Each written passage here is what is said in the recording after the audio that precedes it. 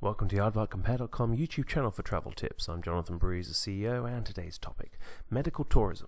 So some excellent advice from our friends at the CDC about medical tourism. Now, for the absolute avoidance of doubt, travel insurance does not exist to fund medical tourism. Travel insurance exists to cover unforeseen events. So planning to travel to another country in order to receive medical care upon arrival is not something that any travel medical insurance plan is going to cover. However, each year people do take a trip solely for the purpose of medical tourism. As such, we thought the advice from the CDC was pertinent.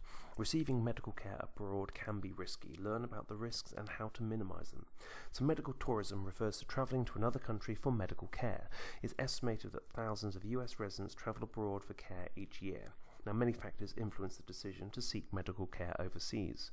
Some people travel for care because treatment is cheaper in another country. Other medical tourists may be immigrants to the United States who prefer to return to their home country for health care. Still others may travel to receive a procedure or therapy not available in the US.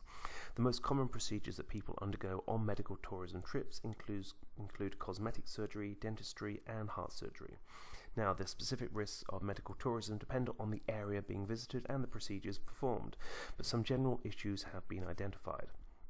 Communication may be a challenge. Receiving care at a facility where you do not speak the language fluently might increase the chance that misunderstandings will arise about your care. Medication may be counterfeit or of poor quality in some countries.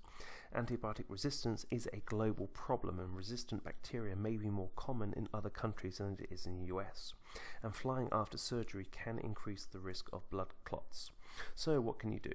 If you're planning to travel to another country for medical care, see a travel medicine practitioner at least 4 to 6 weeks before the trip to discuss general information for healthy travel. Learn about specific risks related to the procedure and travel before and after the procedure. So make sure that any current medicine conditions you have are well controlled and that your regular healthcare provider knows about your plans for travel and medical care overseas. Check the qualifications of the healthcare providers who will be doing the procedure and the credentials of the facility where the procedure will be done.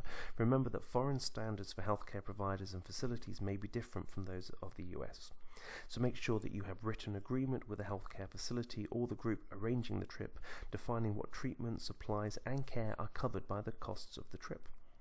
Now, if you go to a country where you do not speak the language, determine ahead of time how you will communicate with your doctor and other people who are caring for you.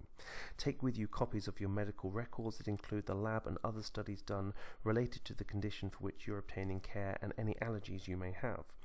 So bring copies of all prescriptions and a list of all medicines that you take, including their brand names, generic names, manufacturers and dosages. Now, arrange for follow-up care with your local healthcare provider before you leave. And before planning vacation activities such as sunbathing, drinking alcohol, swimming or taking long tours, find out if those activities are permitted after surgery, and get copies of all your medical records before you return home. Safe travels.